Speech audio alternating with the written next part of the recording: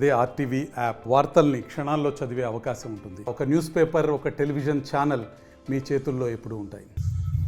ఇవాళ జగిత్యాల్లో ఇదే రకంగా నిజామాబాద్ జిల్లా నిజామాబాద్ పట్టణంలో పాత్రికేయ సోదరుల ఇబ్బందులు, ప్రత్యేకంగా గృహాల కోసం డిమాండ్లు గత 7 సంవత్సరాల నుంచి, నేను రాజకీయాలకు వచ్చినప్పటి నుంచి డిమాండ్ వినబడుతూనే ఉన్నది.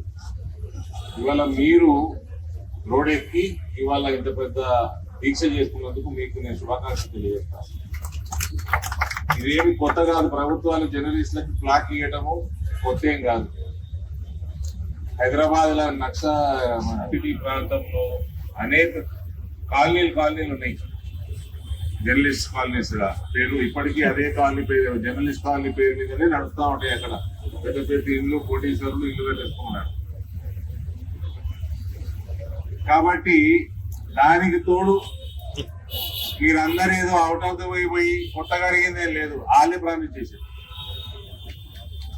ఇక్కడ ప్రభుత్వాలలో ఉన్న వాళ్ళే ప్రామిస్ చేసారు, వాళ్ళే అడ్డం పడుతున్నారు కూడా తెలిసిరా. కానీ పనికి మళ్ళీ రాజకీయాలు పనిచేయండి. పేరు ఎవడికి వస్తుంది, ఎవడికి రాదు, చరిత్రలో ఎవడు మిగిలిపోతాడు, ఎవడు మిగిలిపోడు, మంచోడు మిగిలిపోడు. మంచి పని చేస్తే మిగిలిపోడు, అడ్డం పడితే చరిత్రలో మిగిలిపోదు. నేను ఎంపీగా ఇప్పుడు నెక్స్ట్ నేను కలెక్టర్ గారి దగ్గర మీటింగ్ పోతా ఉన్నా.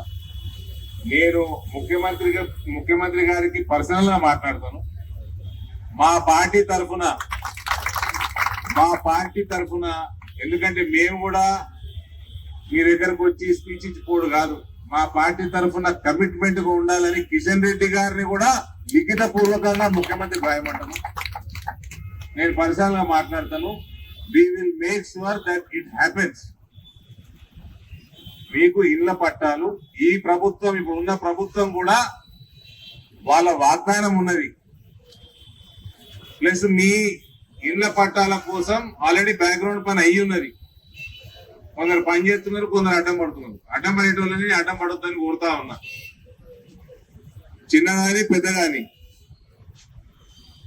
అడ్డం పడకండి. ఒక మంచి కార్యక్రమం జరుగుతా ఉంది. వాళ్ళకి ఏం పెద్ద మీరు ఎకరాలు కూడా ఇచ్చేటివి కాదు. చిన్న చిన్న ప్లాట్లు ఇస్తారు ఒక్కొక్క వ్యక్తి. ఎలిజిబుల్ ఉన్న జర్నలిస్టులకి ప్లాట్లు ఇవ్వాల్సిన బాధ్యత ప్రభుత్వాలది.